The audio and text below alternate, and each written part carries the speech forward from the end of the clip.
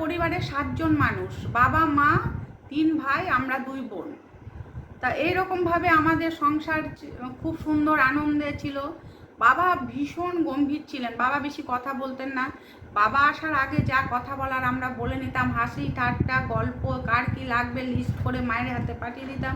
মা বাবাকে বলতো যে এটা লাগবে ওটা লাগবে, এই ছেলের এটা লাগবে, ওই মেয়ের এটা লাগবে। আমরা ছোটবেলা থেকে ভাবতাম কি সবাই যে বাবা বোধহয় খুব রাগী, বাবা বোধহয় বেশি কথা জানে না, বাবা মনে হয় আমাদেরকে মানে পছন্দ করে না বা ভালোবাসে না। তা মায়ের সঙ্গেও যে বাবা বিশেষ কথা বলে সেটাও নয়। তো বাবা অফিসে যেত, সেই 2টো প্যান্ট 2টো জামা।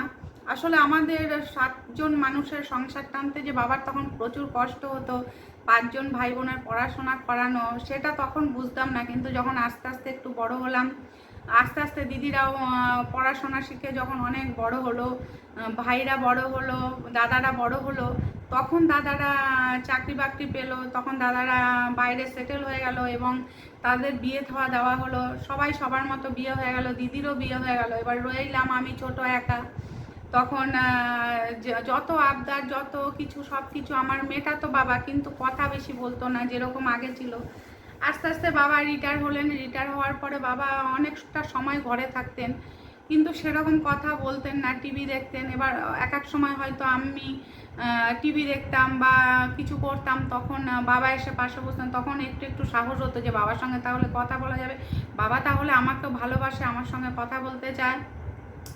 তা এইরকম আমার বাবার খুব একটা গাড়ির শখ ছিল। যখন আমি চাকরি পেলাম, তা বাবা খুব খুশি হয়েছিল যে আমি চাকরি পেয়েছি।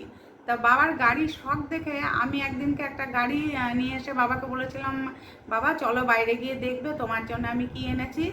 তখন সাহস করেই বলেছিলাম, ভয় পেতাম বাবাকে খুব, কিন্তু বাবাকে সাহস করে বললাম। তখন বাবা বলল, কি এনেছো? তখন বাইরে গিয়ে দেখে তার হাতে একটা চাবি দেয়, দিয়ে বলে, বাবা তুমি গাড়িটা চালাও।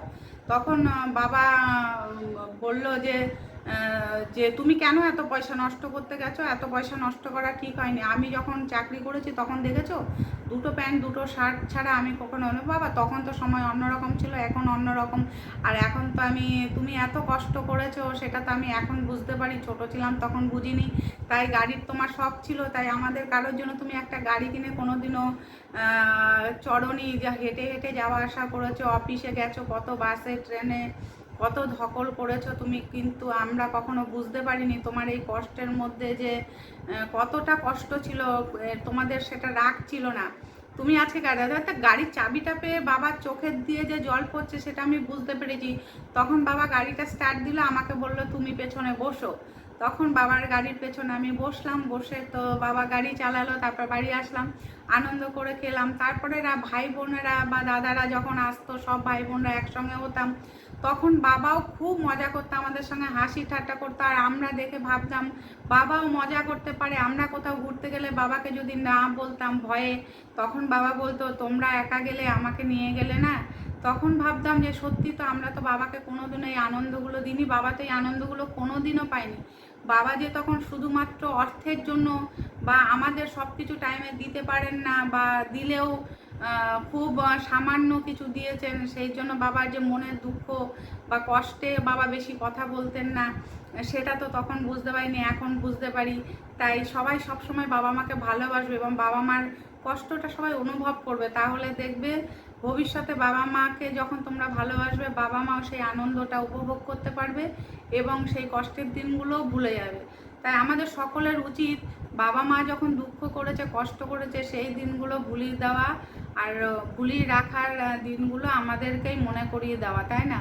ভালোবাসো সবাই বাবা মাকে, এবং আমরা সকলে বাবা মাকে ভালোবেসে ভালোবেসে কাছে রেখে যতদিন বেঁচে থাকবেন তারা, ততদিন বাবা মাকে ভালোবেসে আগলে রাখবো। তাদের রাগটা শুধু দেখলে হবে না, তাদেরকে ভালোবাসা দিয়ে ভালোবাসাটাকেও আদায় করে নিতে হবে।